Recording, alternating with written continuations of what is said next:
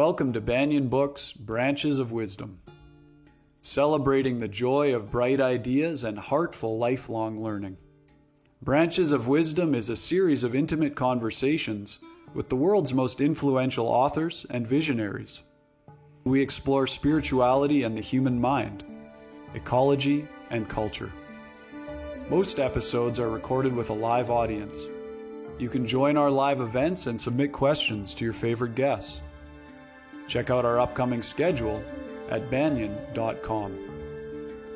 Since 1970, Banyan Books has been a rich oasis at the crossroads of wisdom and philosophy, offering resources for humanity's evolving paths. We're a locally owned, independent bookstore in the heart of Vancouver's Kitsilano neighborhood. Visit us in person or shop online at banyan.com. Please subscribe, follow, like, and leave your reviews for the podcast. And now, enjoy.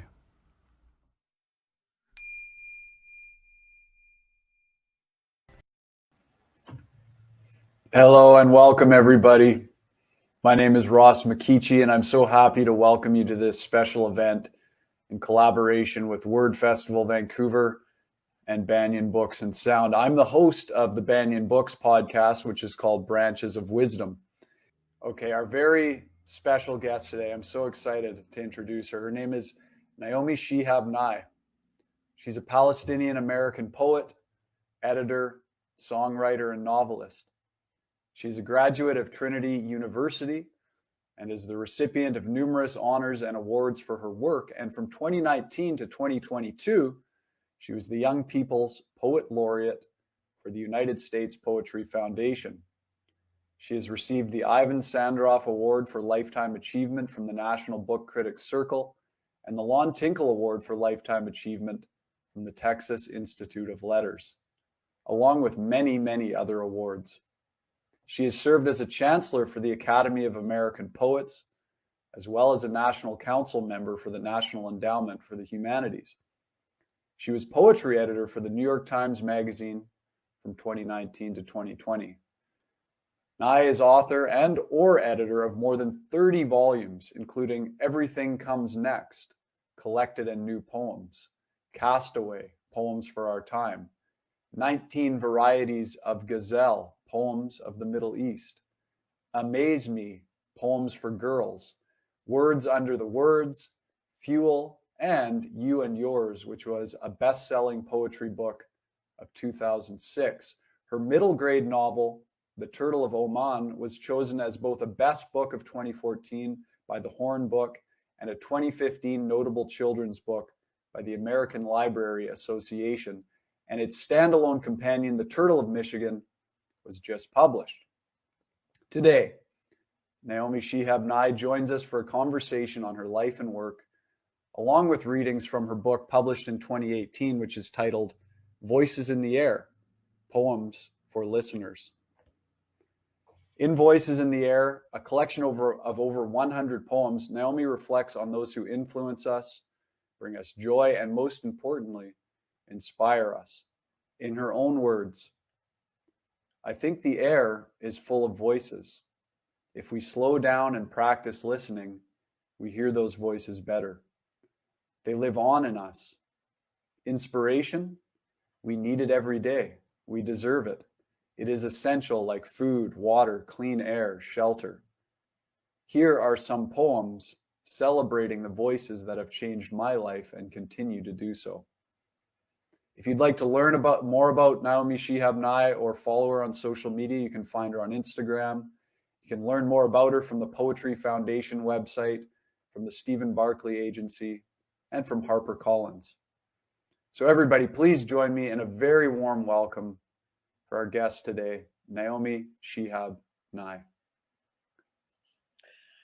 Hello, Ross. Thank you for that very gracious, beautiful introduction. So generous. It's such an honor to be here with Banyan Books and Word Vancouver. I am a lover of Canada from my childhood. My best friend in second grade was from Quebec, and I spent 2 summers living in Nova Scotia and then traveling around Canada, and have come to Vancouver more than once for wonderful projects. And I just thank you so much for welcoming me. Thanks to Dr. Bonnie Nish and also to Dave Seaweed. I was very moved by that, the statement, the Indigenous people's statement. And as a half Palestinian, I know how important that is, that people are acknowledged in the places where they were and are. And living here in South Texas for so long, I also know that I have many, many people to acknowledge who lived on this land before us, the Payaya, the Karankawa, the Kickapoo, the Comanche, and so many indigenous peoples from Mexico. This is a mysterious, beautiful region of great depth, and I welcome you all to come here. I live in San Antonio in the old downtown where a river runs for 15 miles and you can walk along the river without ever coming up to the street level, which is quite a pleasure. That sounds beautiful. Yeah. Maybe we could start with having you share one of your pieces from Voices in the Air with us. And the poem early in the book on page 18 called Bundle seems like a good place to start. Sure. Thank you, Ross. Why didn't you take a photograph out the window of every place you ever stayed? Clotheslines, balconies, food vendors, could have focused on any one thing. But I was lingering at the dock, fascinated by a seagull with a hopping gait, catching the breeze, scrap of pink ribbon, yellow shovel half buried in sand. Or a picture of every classroom you inhabited, even for an hour. The boy who said, "I'm afraid I'm in love with the word lyrical." On a 100-degree day, pencil swooping across page. He looked like the toughest customer in town till he said that. To wake with a word, bundle, tucked between lips, and wonder all day what it means. Bundle of joys, troubles.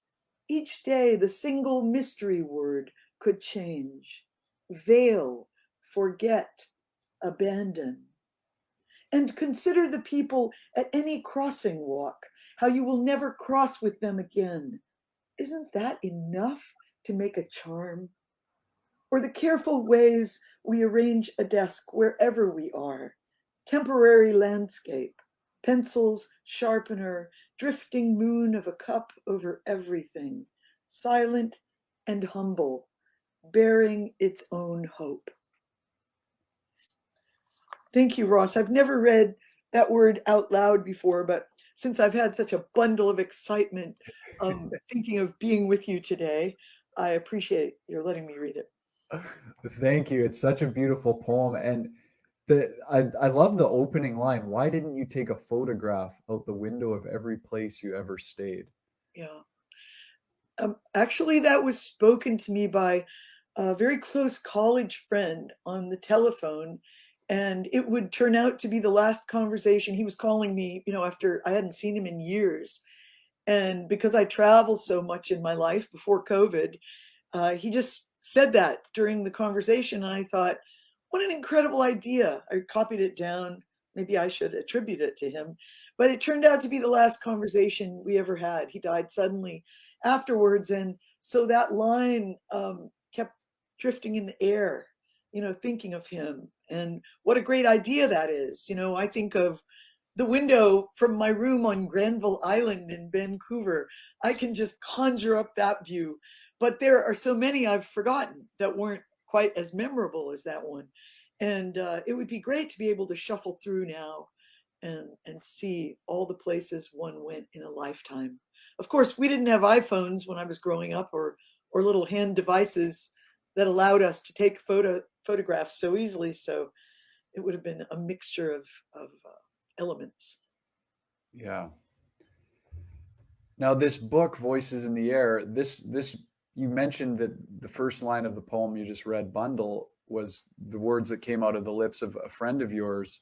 And the concept of this book is stories about people that some of them you've met, some not.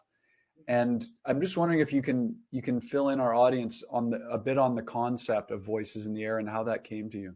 Well, thank you.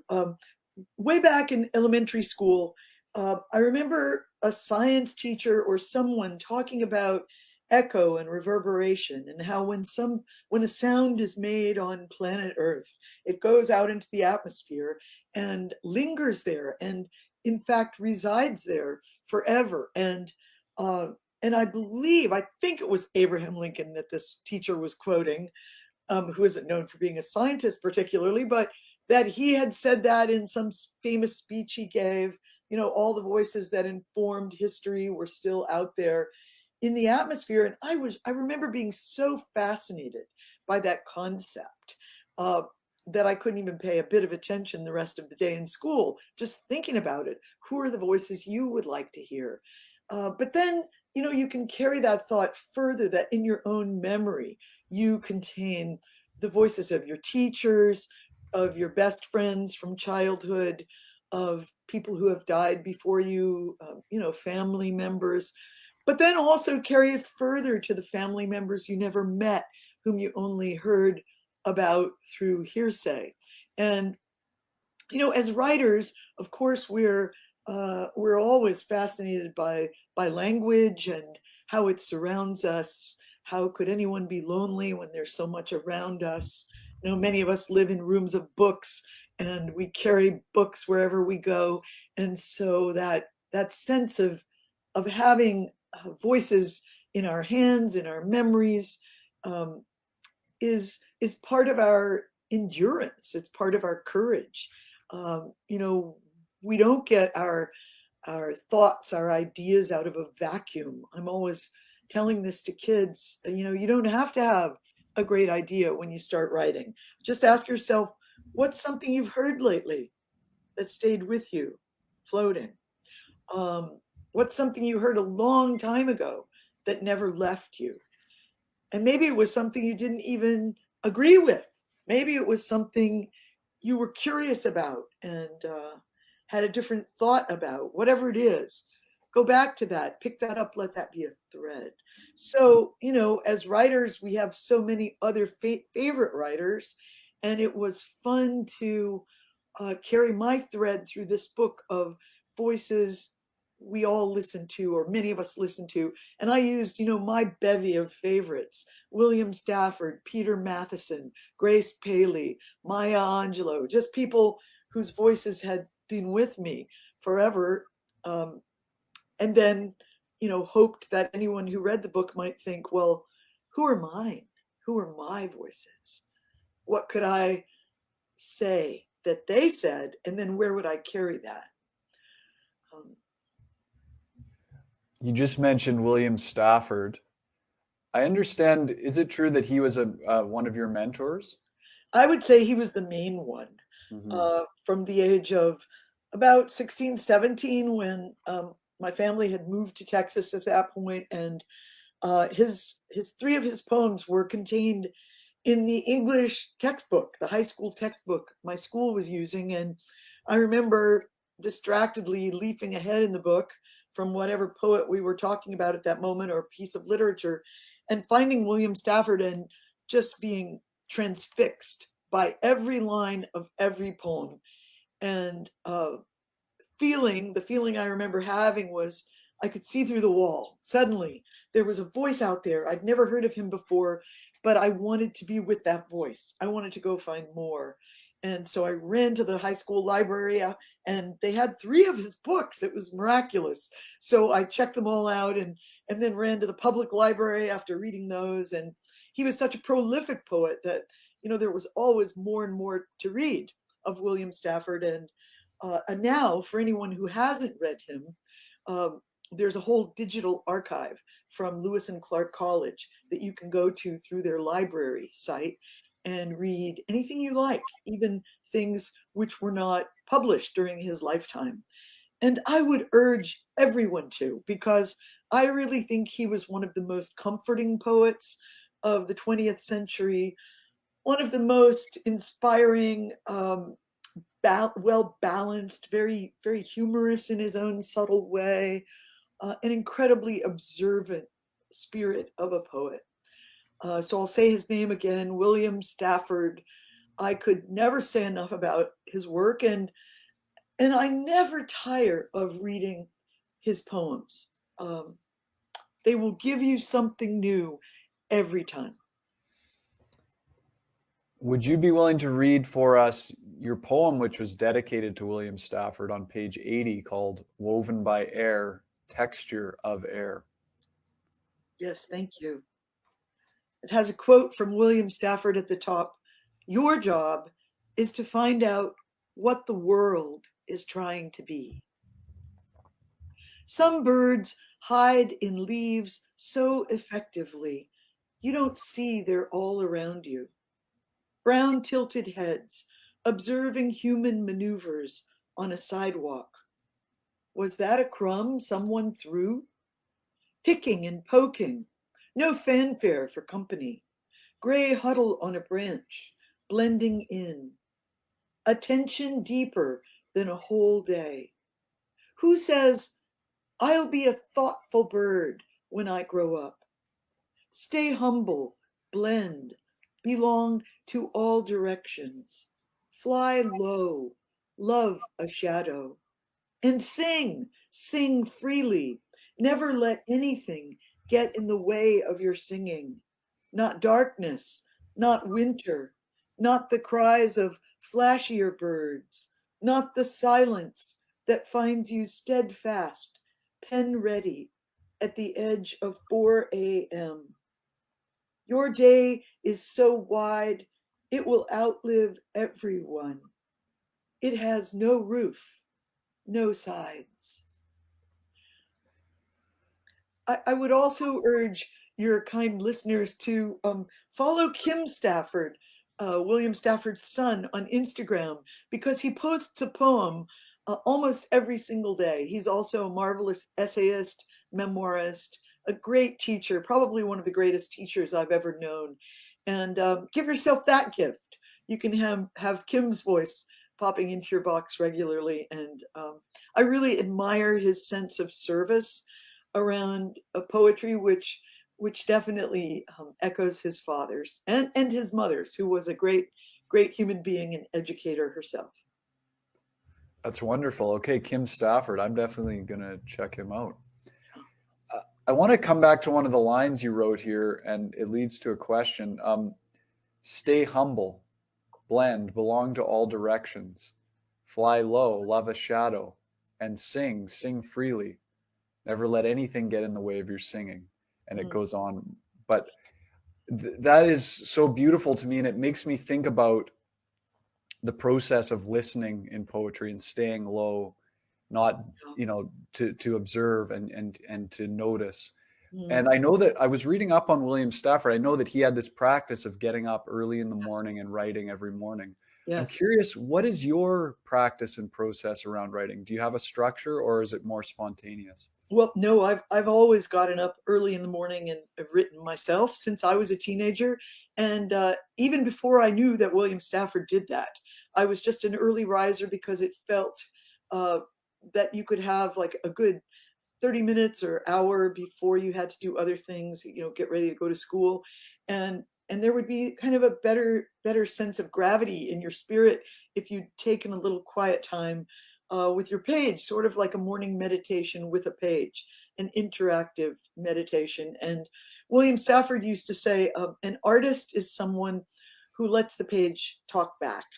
And so you would have that time where you're not only putting down a thought you're carrying, possibly from a dream if you've just gotten up, but also you're listening to what else might be coming through you or to you early in the day. That always seemed like the freshest time of day to me before you talk to anyone else or hear anything else. And William Stafford talked more about that in his books of essays. He wrote about 4 books of essays called different Writing the Australian Crawl, You Must Revise Your Life, Walking Across Unmarked or Crossing Unmarked Snow was the name of one of them. And that's what the page is like, that crossing of a new space and listening. I just found it helped me in my life, Ross. And even, when I was a grown up and going to work or raising a son, all the things we'll be called upon to do in any given day. And yes, I know everyone has a lot to do. If you take a little time for yourself, a little envelope of that quiet time, doesn't have to be an hour, could be 10 minutes. I just think you'll feel better about things. And there will be more of an interaction with you and your thinking and the words being given to you on any given day. It's really it's quite available to us. All we have to do is get in a little bit of a ritualistic habit. And I think these COVID years of more isolation for many people, some of my students that I have now say it made them feel like they're more OCD now, like they need to have their rituals, they need things to be kind of precise. And I feel the same way, because we did have a little bit more time at our homes, and maybe still do. So you were able to set aside, okay, in this space, I'm going to do such and such, in this space, such and such.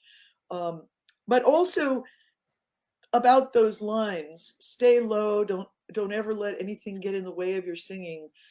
Simply during the past 2 weeks, I've heard from a number of really wonderful voices, wonderful writers, both young and older, that something has gotten in the way of their own singing, whether it was reading a bad review someone did of their work, or someone responding not in the way they would have hoped to something they had written. And I think we'll all be challenged in this way at some time or another. And so we have to maintain a very kind of basic conviction that it's okay. That will happen. Not everyone will love what I do. That doesn't matter. As an older person, I've started saying, who cares? So you got a bad review, who cares? Just let it go. Why are you giving it power over you? Don't let it stop you up from your voice being able to emerge. That's wonderful. That's so wonderful. And it seems like to me a good segue into your poem titled To Manage, which is on page 1. Yeah, that's the first poem in the book. Thank you. And I do urge students, if they're having trouble getting started on a piece of writing, well, just look at some messages in your inbox. Most people have those these days that you haven't answered yet. And pick one out, even randomly if you like, and answer it in the shape of a poem. Give a vertical answer where you stack your lines, and just see if you can kind of restart yourself back with your writing by doing that, just speaking in the shape of a poem to someone who's written to you. It's kind of fun to do. I mean, really, you could do it with all your email if you choose. So I was writing back to a student I didn't really know personally, but she had been in an audience at a school I had just visited, and the first 2 sentences of this piece are from her email, and then the rest I kind of dreamed up, and I wrote it back to her as it stands here. She writes to me, I can't sleep because I'm 17. Sometimes I lie awake thinking I didn't even clean my room yet. And then I wrote, and soon I will be 25 and a failure. And when I am 50, oh, I write her back. Slowly, slow. Clean one drawer. Arrange words on a page. Let them find one another. Find you. Trust they might know something. You aren't living the whole thing at once. That's what a minute said to an hour. Without me, you are nothing. And sometimes, of course, you'll find out you're also writing to yourself when you do that. And she did write me something back like, well, that's funny. I like that. Or thanks for responding. And, I hope That's she wasn't wonderful. insulted about the failure. Like, saying, we don't work everything out at any given age. As a poet, you value the pause, the Mm. simple, the small things. When I was reading your profile on the Poetry Foundation website, excuse me, I read something. It said that you told contemporary authors, and this is a quote, you said, I have always loved the gaps, the spaces between things as much as the things. Yeah. I love staring, pondering, mulling, puttering. I love the times when someone or something is late. There's that rich possibility of noticing more in the meantime. Poetry calls us to pause. There's so much we overlook while the abundance around us continues to shimmer on its own. That sounds even better in your voice, Ross. You have such a good voice. I'm sure anything sounds better in your voice. Thank you. Thanks for saying it. I do Can you, like all that. Yeah. yeah, can you comment on the practice of pausing and Yes. noticing the small Yes. things for aspiring poets? Sure. Well, we're very hard on ourselves as critics, and sometimes we just need to take a walk, go out, sit on a step, look at a tree that we think we know very well, but I'll bet you can find something different about it if you stare at it for a longer minute. Not be so inward about our resistances to things we might want to do, and I'm very uh, anti that sense of overscheduling one's days. Like where you make a to-do list and there's no blank spaces in it, or like scheduling a child for the entire summer without giving them big blocks of time in which just to play, do anything, get dirty, get messy, dig a hole. But we've become very, very determined in our modern world to like use our time wisely. And I have friends who have set up their phones and iPads or whatever they carry around to actually ding at certain moments, like, okay, now it's time for you to do this other thing. And I think that's so scary. Um, I, I, I do like discipline, and I do like being early versus, I never want to be late to things, arriving to say a reading by someone else. I don't want to be the last person to enter the auditorium. I want to be the first person there so I can just sit and calmly think about that person's work who's getting ready to read to us. Almost have a meditation before they come. I just think it's a gift that no one else tells us could help our lives, and we have to claim it for ourselves. I remember once reading Ted Hughes was saying in an interview, if you're a creative person, a writer, any kind of artist, you'll have to claim that time. No one's going to just come up and hand it to you. Like unless you go to a writer's sanctuary retreat somewhere where they say, we'll bring you your food and every day is time for you to write in. Well, that's a beloved luxury that uh, we're lucky to have in this world, places that do that for artists. But when we're at home and involved in our own schedules, we sort of have to give ourselves that time. And if we see it as crucial time, not a waste of time, I just think we're given more. We're given more to think about. And that's why I'm probably one of the few people who really likes sitting in an airport waiting for the time when you get on a plane, because there's no better time in the whole world to read than just your quiet, anonymous space, and people are milling around you. There's movement, there's life, and you have a book. And make use of those times that some people seem to resist as, awful times. They're not.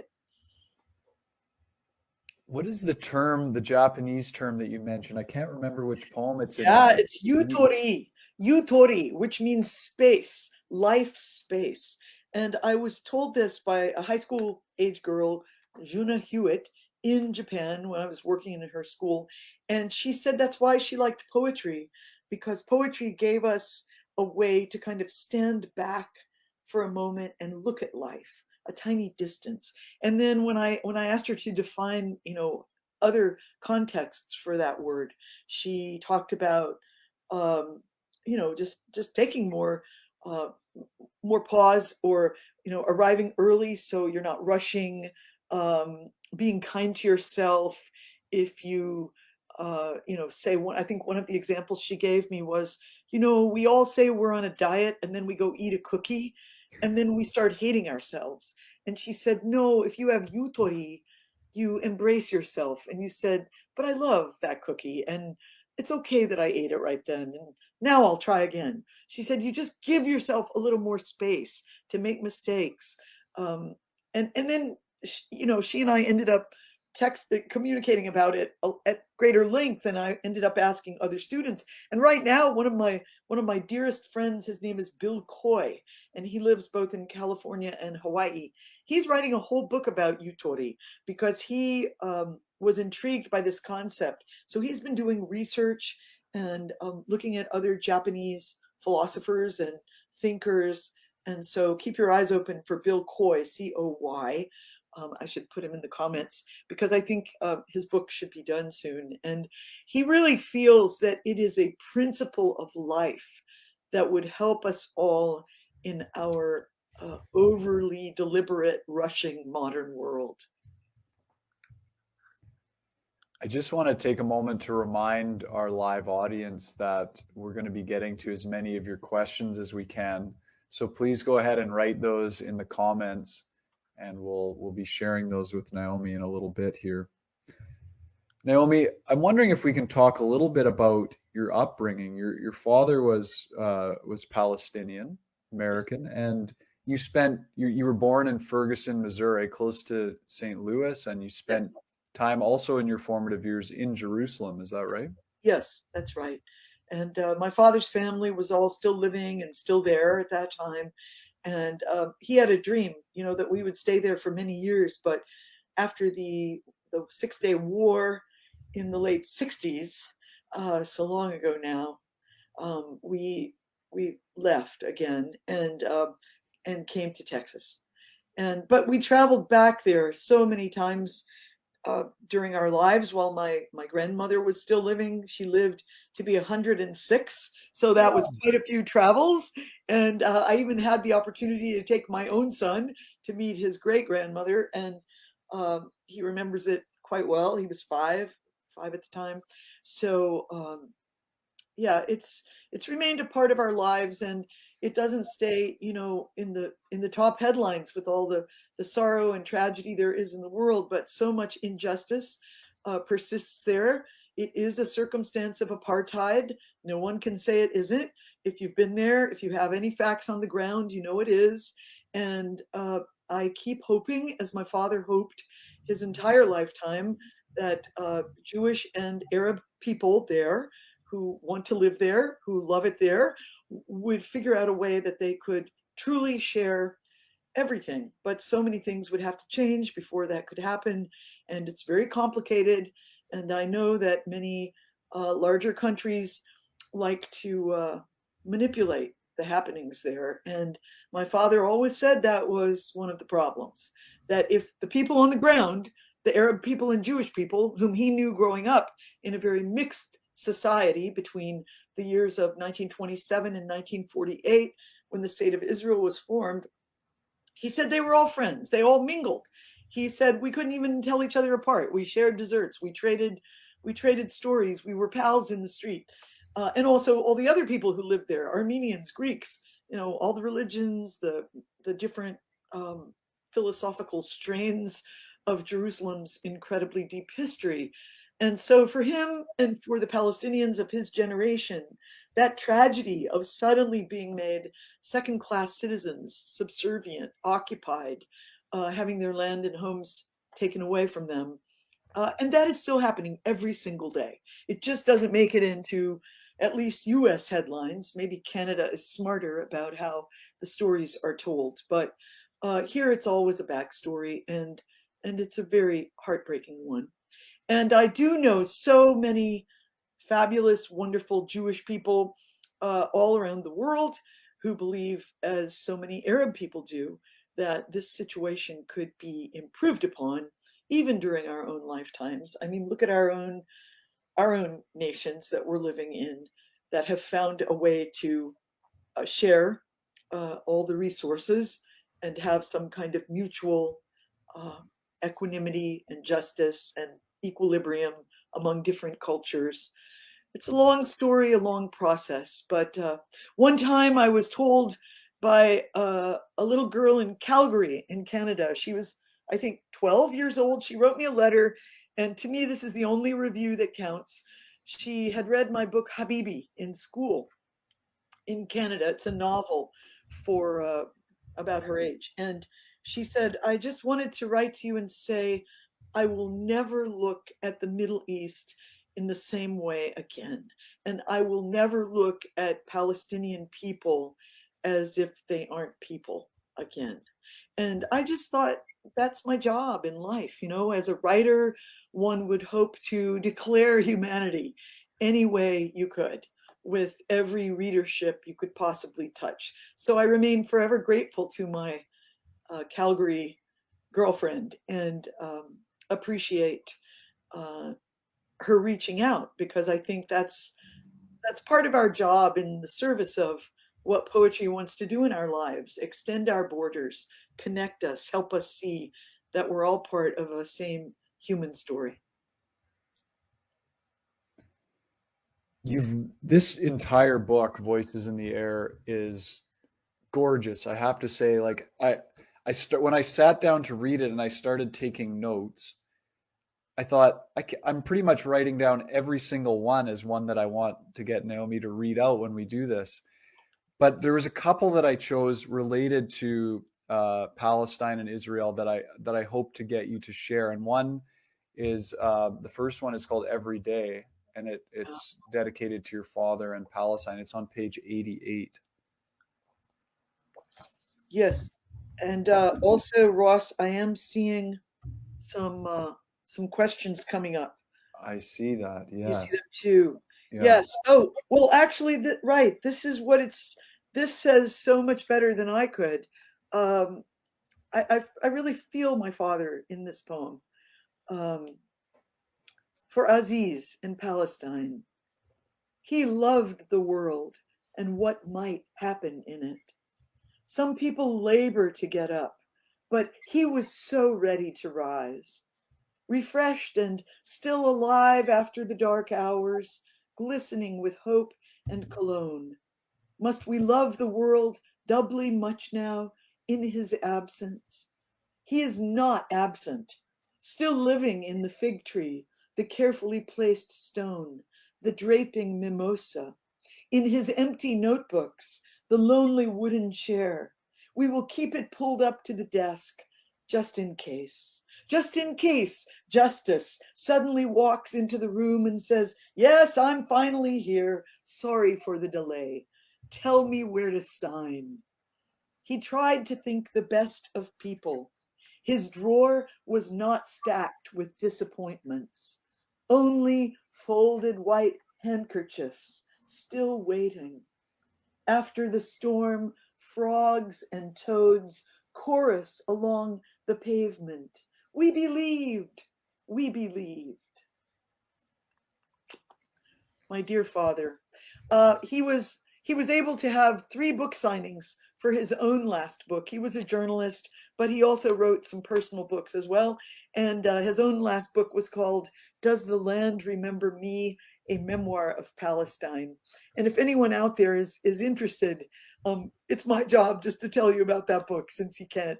And he was so proud because his 3 book signings were sellouts. And we all know in bookstore world, dear Banyan Books, where I hope to be someday, when you sell out a writer's book, everyone has a feeling of joy and glee.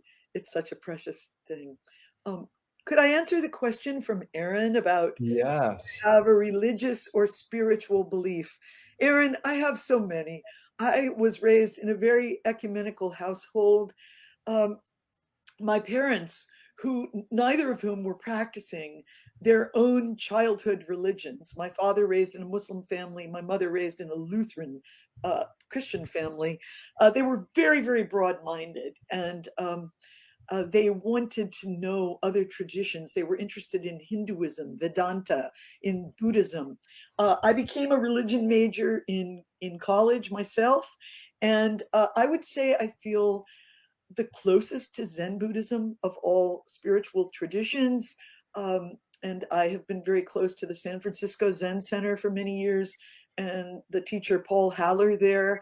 But also, I love Jesus. I love Muhammad. I love Sri Ramakrishna in the Vedanta tradition. I love St. Francis. I love, so many saints of different traditions that I love. And according to my parents, you don't have to pick one, and that's what they really tried to embody with their open minds. So yes, I'm very interested in spiritual traditions, and some another very kind question from Tina is about the significance of the items and pictures behind me in the room I am in. Well, Yes. yeah, I would describe myself as a minimalist, but I don't think this room would would demonstrate that, because this room, which is a very tiny room actually, off my kitchen, it also has my washing machine and dryer over to the side. You can't see them.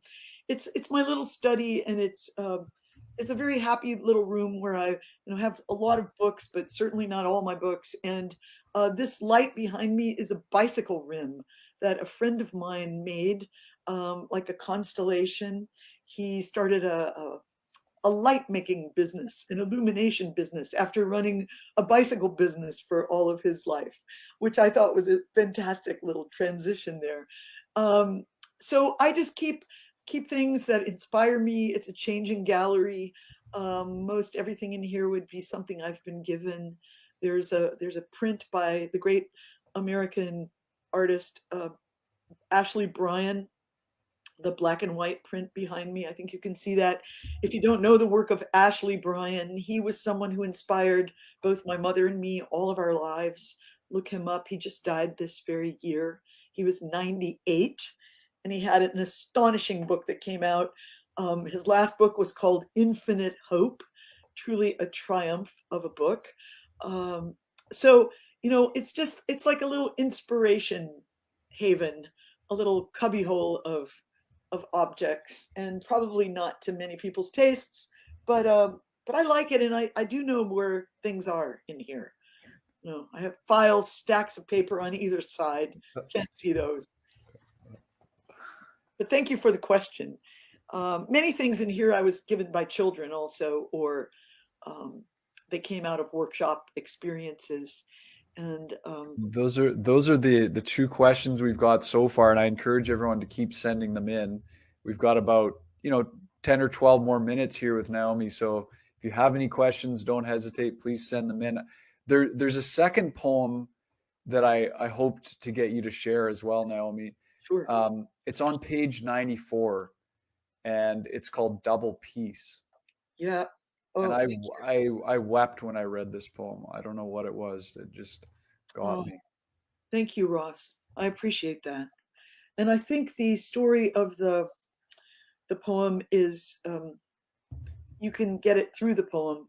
But I will say that if any of you out there have ever left a conference and forgotten to take off your name badge, where so you're walking through the streets with your name on your chest, and then you find it later and feel a bit embarrassed, uh, I had done that, but it gave me this poem because I was recognized by this great voice. For Yehuda Amchai, uh, his family took him to Israel when he was 6 years old from Poland. And there's a Yiddish proverb at the top of this poem: if I try to be like him, who will be like me? Double peace, not for him and his people alone, but for all who loved that rocky land. Everybody, everybody, sing it. No chosen and unchosen, but everybody chosen. Sing it. All families living under tiled rooftops or flat roofs with strung clotheslines, t-shirts, bed sheets, flags of surrender. I show you my cloth. I live the way you live. All the cousins, second cousins, extra cousins, unknown cousins. No choice. Everyone a cousin. Peace better than hurtful moves. Better, better. Sing it. not rain that fell on a few houses only, not sun that shone on a few favored yards, not air in small containers only for some lungs, double peace multiplied, outside, inside, every ancient space, every sleek new room with tall windows. Peace for sheep and goats grazing in meadows. They already have it. Peace for buckets waiting on doorsteps. Peace in brown eggs lined on counters waiting to be cracked. Peace in skillets and spatulas. We met at a corner, went to his home for breakfast. He said, I would never have taken your father's home. I could never have lived in a stolen Arab home. The great voice of the Jewish people said this to my face, our conversation where streets converged. Um, it meant so much to meet Yehuda Amichai in person. I had been reading his work for years, translated by Hannah Block, a lot of it from California, who was also a very close friend of mine. She and I were often asked to give poetry readings together because people thought we would tell kind of two sides of the story. But as it turned out, we were sort of on the same side of the story, which was justice. And he was touched. He knew my name through Hannah or reading my poems. I don't know, I can't remember what, but he was touched that I knew his poems as well as I did. And then when he started talking to me about my father's history, I realized, he knows it. He knows about it. And he gave me a book that day. This was so touching to me a few days later because the book was in Hebrew. And he signed it to me, though, in English. And he said, I really want you to have this because it's a book about love. And I do feel that our peoples need to underscore this love together. We need to care about one another, know each other's stories. And I said, I'm completely with you on this. And, I left his home, I hugged his wife, we cared. And then I was having a really hard time at the airport in Tel Aviv, leaving the country, because Palestinian people do. And when they heard that I had been in the West Bank visiting with Arab people, and I said, of course I would be. They're my family. My grandmother is alive. I had to be with her. Um, they were treating me very poorly. This is a common story. Many times they will take your things and keep them. And suddenly one of the security guards grabbed that book from my bag and he ripped it open and said, why do you have this? And I said, well, I had breakfast with Yehuda Amichai a few days ago. And he said, so he had dated it. That was very helpful. And he said, what do you mean you had breakfast with him? And I said, well, I'm a poet. He's a poet. He saw me on the street. He invited me home. And that security guard said, pack her stuff, let her go. She can go. Because somehow carrying a book, I said, I don't read Hebrew, but he was so generous. He wanted me to have the book because it's about the love that we all should be sharing here, not behaving like this. And he said, I hear you, give her things, she can go. And so I just felt like, poetry does help us out. Many people are curious how poetry helps us in our lives. Many people have told me poetry has saved their lives. But at that actual moment, poetry helped me get through an airport checkpoint. Wow, that's an incredible story. I'm wondering if we can. I see a few more questions have come in here. Yes. Well, we still have some time. I'm going to this one from, I think the name is Mireille Bell. I'm sorry for butchering your name, but the question is unrelated to the book of topic, but curious to know what was the inspiration for the poem So Much Happiness, my fave poem. Thank you so much for the question. It was a love poem to my husband, who is such an optimist. He's a photographer and a wonderful, wonderful human being and such a great listener himself. And it was written so long ago, but I'm happy to say has remained my feeling about this person, that he carries just so much general composure, happiness, hope, always, every day with optimism. You can never take something horribly negative to him and not have him come back with a happier suggestion. Well, what we can do in this time when we're feeling so grim. He was challenged, I must say, during the Trump years in the United States because we all had such a hard time with everything that we listen to on a daily basis. But anyway, it's a love poem. Thank you for the question. And, really looking around and uh, realizing that there is so much to be happy for, even if you don't particularly feel an abundance of happiness yourself on a given day. I also, Ross, see the question about not being ready to share one's work. Yes. I Can think I is, read that one out? yes, please do. Okay, so this is from Terry, and it says, what would you say to a young poet who doesn't feel quote unquote ready to share her poetry? Should I keep working at it until I feel ready, or is this thought that I need to keep getting better first just a mental self-esteem trap? Should I just get it out there, or wait until I feel more confident? I guess this question touches on the question of confidence as an artist in general. It's a very powerful question, and I think so many people share this question. And I would just say start small. You don't have to share with all sorts of people you haven't met yet. Do you have one friend, one also writing person in your life? You might trade work so that it's not just you sharing, but there's a mutual exchange happening where you say, let's make comments on each other's work. Let's only do helpful comments and happy comments, hopeful comments. Start with a little small circle of people. I do think it helps you to share your work in the bigger picture because you gain a strength, yes, a confidence, but also a strength in your own voice, having something worthy about it. And please know that doubt is also our lifetime buddy, our lifetime friend. It will continue to visit us. That's okay. You never conquer it utterly. It's okay, but just befriend it. Don't let it have too much power over you.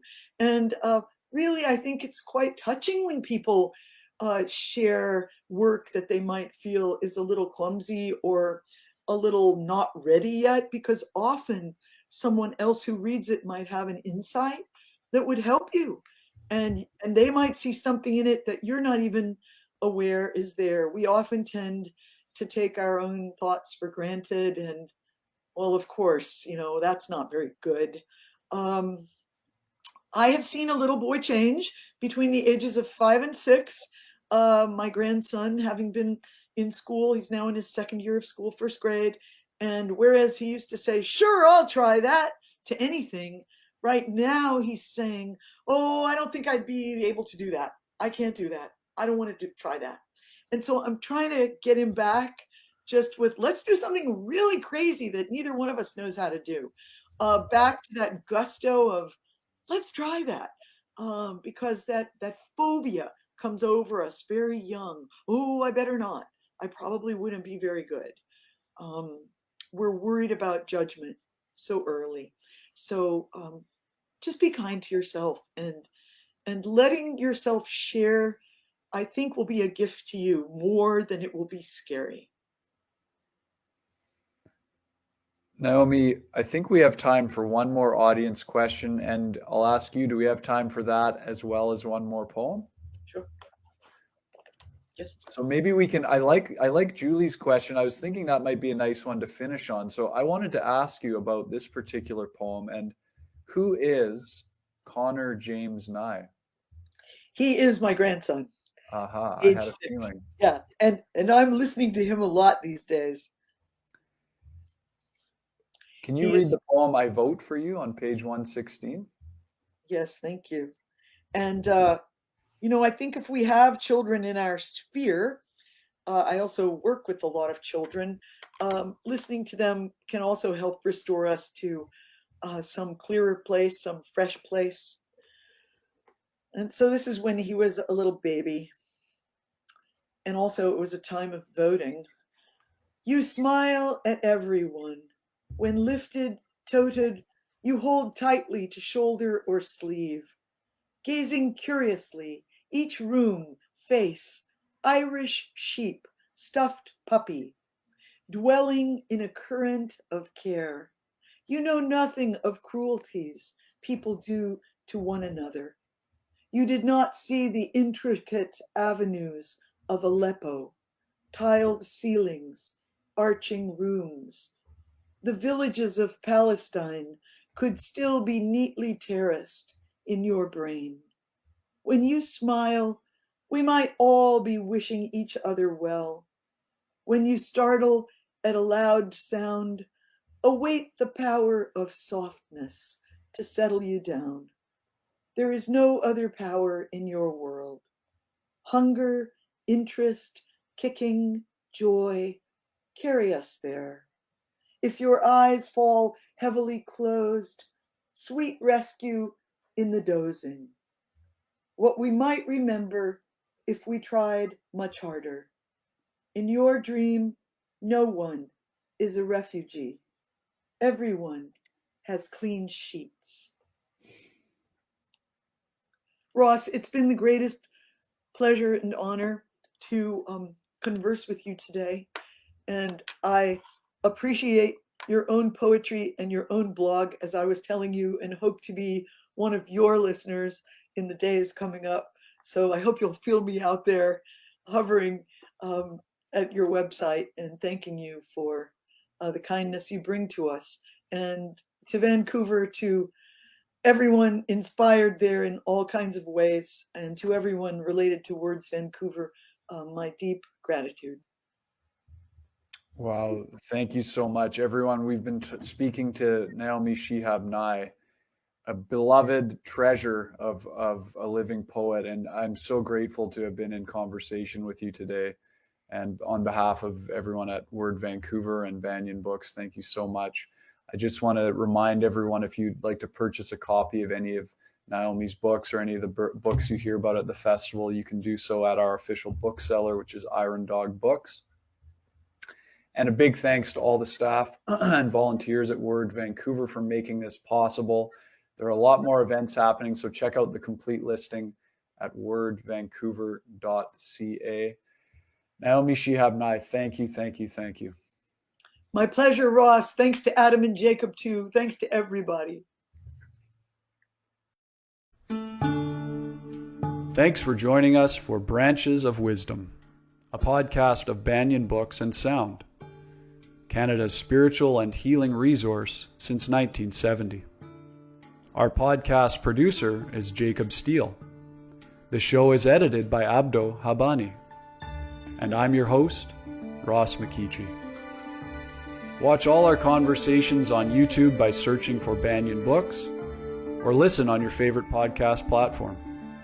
Please subscribe, follow, like, and leave your reviews and comments. We love to hear from you.